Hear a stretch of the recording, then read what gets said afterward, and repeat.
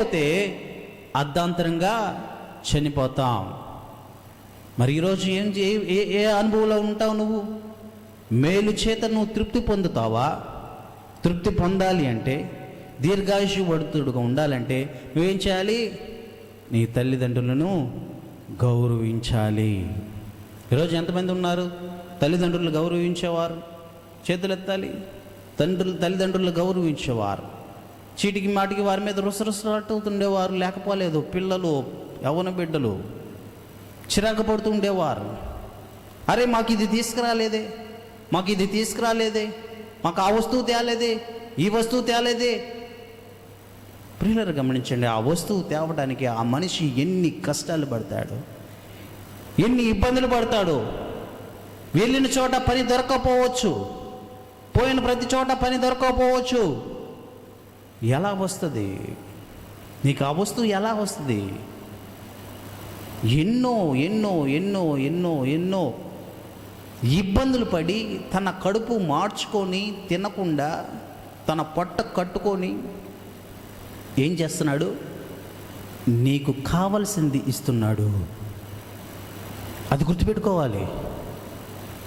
హాయిగా తింటున్నాడు, హాయిగా తాగుతున్నాడు, హాయిగా బ్రతుకుతున్నాడు అనుకోవడం తప్పు.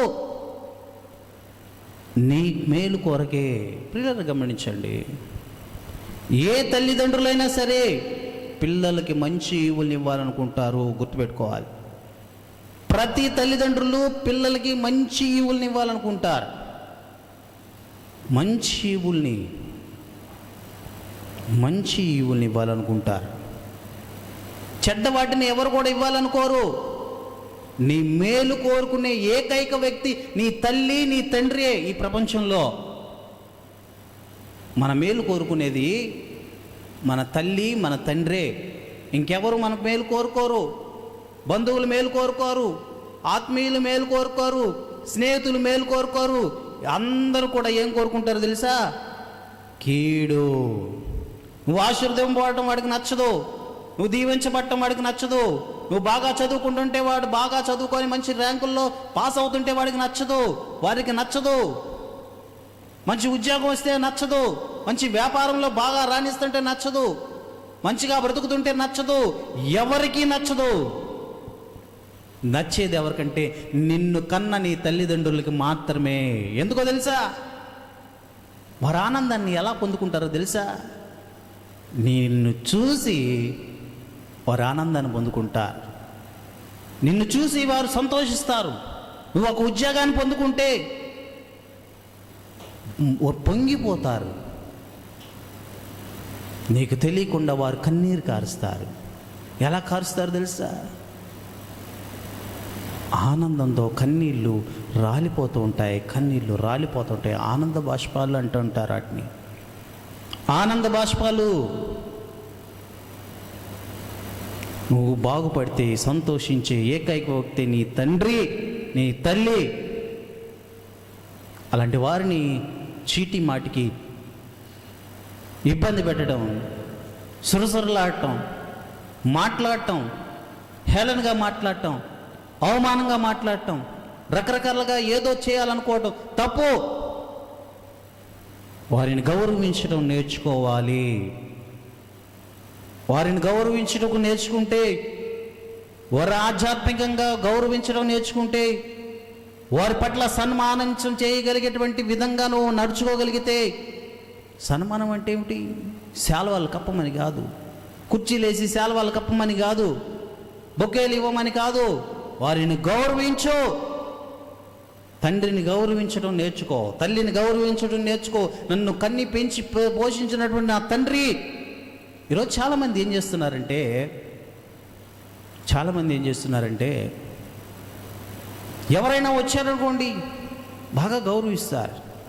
ఆఫీసులో యజమానిని గౌరవిస్తారు, పక్కనున్నటువంటి స్నేహితుడిని గౌరవిస్తారు, ఆ పక్కనున్న ఆంటీని గౌరవిస్తారు, ఆ పక్కనున్న అంకుల్ని గౌరవిస్తారు, ఆ పక్కనున్న తాతగారిని గౌరవిస్తారు. కానీ ఇంట్లోకి వచ్చిన తర్వాత తల్లిదండ్రుల దగ్గర గౌరవం ఉండదు.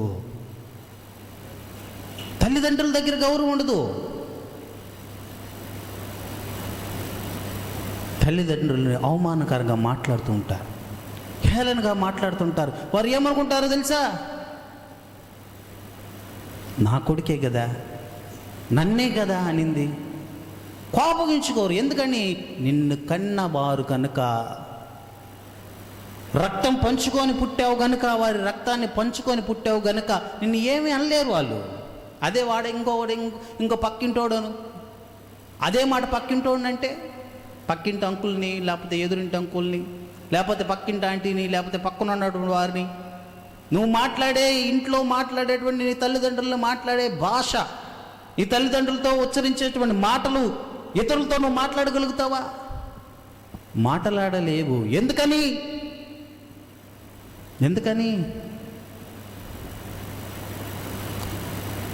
మాట్లాడి చూడండి.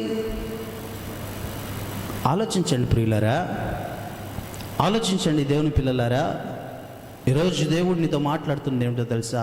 తల్లిదండ్రులను గౌరవించాలి. ఒక అమ్మాయి అంట మంచి ఉద్యోగం చేసింది, మంచి ఉద్యోగం చేసి ఉద్యోగం సంపాదించుకుంది. ఉద్యోగం సంపాదించుకున్న తర్వాత ఓ రోజు తన స్నేహితులందరినీ ఇంటికి పిలిచింది. ఇంటికి పిలిచి భోజనం ఏర్పాటు చేసింది. స్నేహితులందరూ వచ్చారు. ఆ ఇంట్లో భోజనం ఏర్పాటు చేయబడింది. స్నేహితులందరూ భోజనం ఏర్పాటు చేయబడినట్టు ఆ భోజనం వాళ్ళ చుట్టూ కూర్చొని ఉన్నారు. ఫ్రెండ్స్ అందరూ కూడా సంతోషంగా ఉన్నారు, నవ్వుకుంటున్నారు, సరదాగా ఉన్నారు, హ్యాపీగా ఉన్నారు. సరే, భోజనం వడ్డించడానికి ఒక ఆమె వచ్చింది. భోజనం బల్ల దగ్గరికి ఒక ఆమె వచ్చింది. భోజనం తీసుకొని వడ్డించడానికి వచ్చినటువంటి ఆమె వడ్డిస్తుంది. అందరూ చూస్తున్నారు, స్నేహితులందరూ చూస్తున్నారు. ఎలా చూస్తున్నారు తెలుసా? వికారంగా చూస్తున్నారు. చీ, ఏమిటి, ఎవరు ఈమె? అన్నం పెడుతుంది, ఇంకెవరు లేరా? ఆ అమ్మాయితో అన్నారు, ఇంకెవరు లేరా? ఏమొచ్చిందేంటి, ఇంకెవరు లేరా? లేరు. ఎవరు ఈమె? మా ఇంట్లో పని మనిషి అండి, మా ఇంట్లో పని మనిషి. ఆ స్నేహితులందరూ కూడా ఆలోచించారు, ఓ పని మనిషా, సరేలే.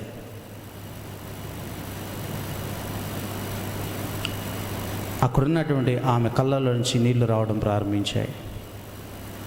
అలా సైలెంట్గా వెళ్ళిపోయింది.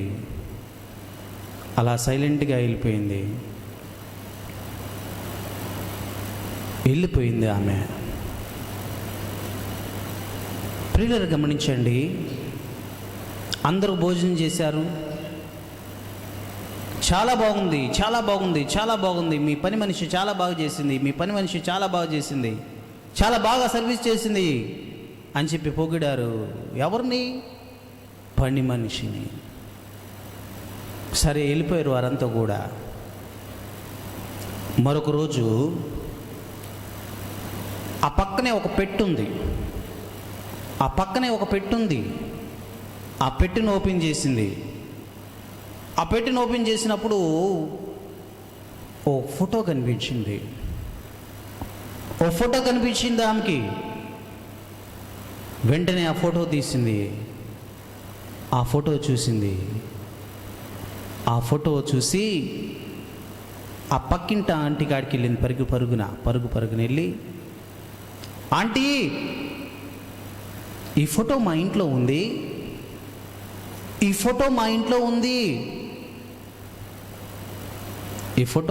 ఉంది. ఎవరీమే?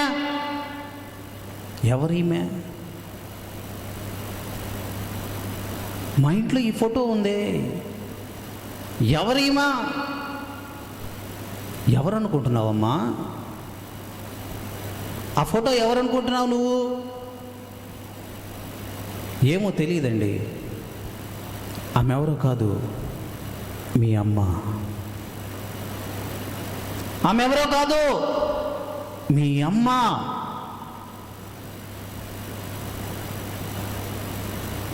ఒక్కసారిగా గుండె ఆగిపోయింది. ఏమిటి? మా అమ్మ? అవును, మీ అమ్మే. ఇదిగో నువ్వు పని మనిషిగా చీదరించుకుంటూ, తిట్టుకుంటూ, అరుస్తూ, తిడుతూ, ఈ దరిద్రం నాకు ఇంచి ఎప్పుడు పోయిద్దా అని నువ్వు తిడుతూ ఉంటావే. ఆమె ఏమే ఎన్ని సమస్యలు వచ్చినా, ఎన్ని బాధలు వచ్చినా నీ దగ్గరే అంటి పెట్టుకొని ఉందే. ఆమె ఈమె. అవునా? ఆమె ఈమె ఎంత అందంగా ఉందో, ఎంత సౌందర్యంగా ఉందో, ఎంత మంచి రూపం కలిగి ఉందో. ఆలోచనలో పడిపోయింది. ఏం జరిగింది? ఇంత అందంగా ఉన్న ఆమె అంత వికారంగా మారటానికి గల కారణం ఏమిటి? అప్పుడు ఆ పక్కన తల్లి చెప్తుంది, అమ్మా, ఇంచుమించుగా 20 సంవత్సరాల క్రితం అందరి పూరి గుడిసెలమ్మా. పూరి గుడిసెలైతే అనుకోకుండా ఒక నిప్పుర వచ్చి ఆ పూరి గుడిసెల్లో ఒక పూరి గుడిసెకి నిప్పు అంటుకుంది. పూరి గుడిసెలన్నీ తగలబడిపోయాయి. అందరూ బాగా సురక్షితంగా బయటకు వచ్చేసారు. కానీ నువ్వు మాత్రం మీ ఇంట్లో ఒక్కదానివే ఆ ఉయ్యాల్లో వేలాడుతున్నావు. ఆ ఉయ్యాల్లో పండుకొని నిద్రపోతున్నావు. నిద్రపోతున్న నిన్ను నీ తల్లి రక్షించుకోవడానికి పరుగు పరుగున లోపలికి వెళ్ళింది. లోపలికి వెళ్ళినటువంటి వ్యక్తి మళ్ళీ తిరిగి రాలేదు. అందరం వద్దు వద్దు వద్దు వద్దు అని వెలుగెత్తి అరిచాం. పాప చనిపోయి ఉండిద్దిలే, ఇంకేం బ్రతుకుండిద్దిలే, ఇంకైపోయింది అమ్మాయి, చక్కగా నువ్వు మంచిగా ఉన్నావు, నువ్వు ఇప్పుడు వెళ్ళిపోతే కాలిపోతావు, తగలబడిపోతావు, నీ శరీరం అంతా పాడైపోతుంది, నువ్వు చనిపోతావు అని చెప్పినా కూడా వారు వినలేదు. ఆమె వినలేదు. వినకుండా పరుగున వెళ్ళి ఆ ఇంట్లోకి వెళ్ళిపోయింది. ఇంట్లోకి వెళ్ళిపోయి ఆ బిడ్డను తీసుకొని తన కౌగిట్లో దాచుకొని వస్తూ ఉన్నప్పుడు అక్కడే ఉన్నటువంటి ఆ పెద్ద ఆ మొద్దు ఆ కాలుతూ ఆ మీద పడిపోయింది. అప్పుడు ఆ ముఖమంతా కూడా కాలిపోయింది. ఆమె రూపమంతా కూడా మార్చబడిపోయింది, తగలబడిపోయింది, శరీరం అంతా కూడా ఉడికిపోయింది. అయినా నీ మీద ఒక్క ఘాటు పడకుండా, నీ మీద ఒక నిప్పురావ పడకుండా, నీ మీద ఏ విధమైనటువంటి గాయం కాకుండా, నీకు సెగ తగలకుండా ఆమె కప్పుకొని వచ్చిందే. దానికి మేమంతరం కూడా ఆశ్చర్యపోయాం. తాను తగలబడుతూ తన శరీరాన్ని కాల్చుకొని తన శరీరం అంతా కూడా క్షీణించిపోయి నడవలేక నడుస్తూ ఆ కౌగిట్లో దాచుకొని నిన్ను తీసుకొచ్చిన ఆ దృశ్యాన్ని మేము ఇప్పటికీ మర్చిపోలేము. వెంటనే పరుగున ఆంధ్రం హాస్పిటల్కి తీసుకెళ్ళాం. కానీ డాక్టర్లు చెప్పారు, ఇంకా ఆమె స్కిన్ రాదండి, ఆమె రూపం రాదండి, ఆమెకి ఇంక రాదండి, ఆ రూపం లేదండి, ఇంకా అలాగే ఉండాల్సిందే. ఆ తగలబడిపోయినటువంటి ఆ కాలిపోయిన చర్మంతోనే, ఆ ముడుచుకున్నటువంటి చర్మంతోనే, ఆ వికారమైన ముఖంతోనే ఇక బ్రతకాల్సిందే. అందరూ అనుకున్నాము, ఇంత అందమైనటువంటి వ్యక్తి ఇంత వికారంగా మారిపోతే తను ఇక ఉండదు, చనిపోతుంది అనుకున్నాము. కానీ నీ తల్లి ఉందే. అందరూ చీదరించుకుంటున్నా, అందరూ అరే అనుకున్నా, ఆ అందమైన రూపం ఏమైపోయిందో అని బాధపడకుండా, దిగులు పడకుండా, నా కూతురిని నేను కాపాడుకున్నాను, నా కూతురు అందంగా ఉండాలి, నా కూతురు సౌందర్యంగా ఉండాలి, నా కూతురు చక్కగా ఉండాలి, మంచి ముద్ద బొమ్మగా ఉండాలి అనుకొని తన శరీరాన్ని కాల్చుకుంది. నీ కోసమే.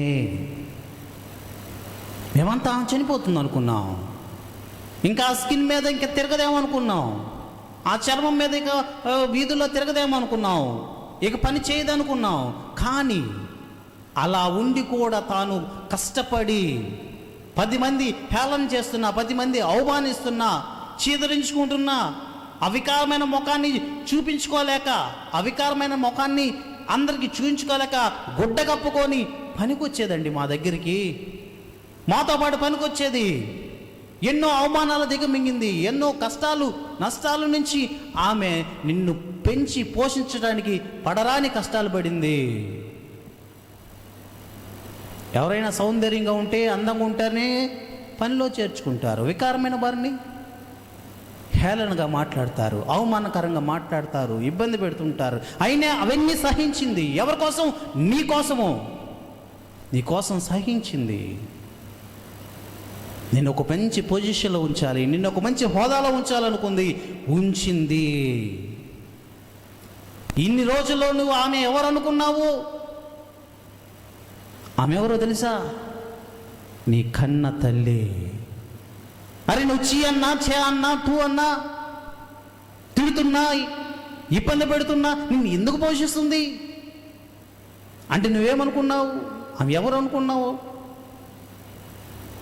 అంటే ఇన్ని సంవత్సరాల్లో ఆమె ఎవరో కూడా నీకు అర్థం కాలేదా? ఆమె రక్తాన్ని పంచుకొని పుట్టిన బిడ్డగా నువ్వు. అప్పుడు ఆ అమ్మాయి కన్నీరు కార్చింది. అయ్యో నా తల్లినా, నన్ను కాపాడటానికి వచ్చినటువంటి నా తల్లి తన శరీరాన్ని అంతా కాల్చుకొని, తన శరీరాన్ని అంతా కూడా గాయాలు పాలు చేసుకొని వికృత రూపంలోకి మార్చబడి నన్ను సౌందర్యవంతురాలిగా చేసి ఈరోజు ఆమె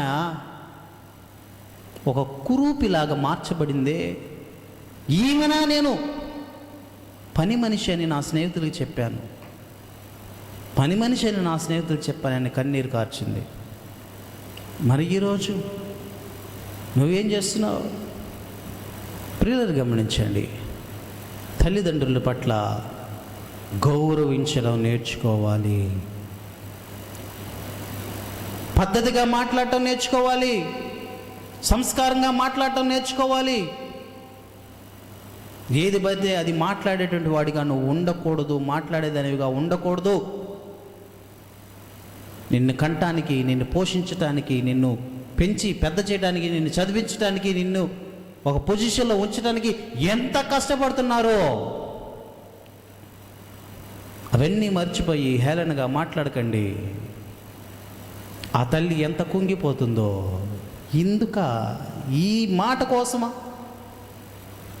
ఈ మాట కోసమా నేను ఇన్నాళ్ళు బ్రతికాను? ఈ మాట కోసమా నేను ఆ అమ్మాయిని కాపాడాను? ఈ మాట కోసమా ఆ అమ్మాయిని పెంచి పోషించాను, చదివించాను? ఎంత కుమిలిపోయిందో ప్రియులు గమనించండి. అలాగే నీ కొరకు, నా కొరకు, మన కొరకు దేవాది దేవుడు శిలువ మ్రానుపై వ్రేలాడి వికృత రూపాన్ని దాల్చాడు నిన్ను సౌందర్యవంతుడిగా ఆయన ముందు నిలబెట్టడానికి. హల్లెలూయా! వికృత రూపంగా మార్చబడ్డాడు ఆయన. ఎంతో సుందరమైనటువంటి వ్యక్తి అయినా, ఎంతో సౌందర్యమైనటువంటి వ్యక్తి అయినా, ఎంతో మంచి రూపం కలిగినటువంటి వ్యక్తి. అలాంటి వారుడు ఈ ప్రపంచంలో ఎక్కడా లేడు. ఎంతో సుందరుడమ్మ తాను. ఎంతో ఎంతో ఎంతో ఎంతో నేనెంతో మురిసిపోయాను అని ఒక కవి పాడాడే. ఎంతో సుందరుడు. అలాంటి వాడు ఈ భూమి మీద లేడు, ఎక్కడా లేడు. అంత సౌందర్యమైనటువంటి వ్యక్తి. అలాంటి ఆ వ్యక్తి ఈరోజు కురీపిగా మార్చబడ్డాడు. ఎలా? తన ఒంటి మీద ఎక్కడా కూడా రూపము బాగున్నట్టు ఎక్కడా లేదు. తన ఒళ్ళంతా చీల్చబడింది, తన ముఖంతా గాయపరచబడింది, తన తలంతా గాయపరచబడింది, తన ఒళ్ళు, తన ఈపి, తన కాళ్ళు, చేతులు ప్రతిదీ గాయపరచబడింది. కురూపిగా మార్చబడ్డాడు, వికృత రూపంగా మార్చబడ్డాడు. ఎప్పుడైనా నువ్వు ఆ సిలువ స్ట్రక్చర్ని ఎప్పుడైనా చూసావా? ఆ శిలువ త్యాగాన్ని ఎప్పుడైనా చూసావా? ఆ శిలువలో వేలాడుతున్న ఆ యేసయ్యను ఎప్పుడైనా చూసావా? ఎవరు ఈయన? ఎవరు ఈయన? నిన్ను అందంగా మార్చడానికి ఆయన వికృతంగా మార్చబడ్డాడు. నిన్ను సౌందర్యంగా మార్చడానికి ఆయన వికృతంగా మార్చబడ్డాడు. నీకోసమే మన కోసము దేవాది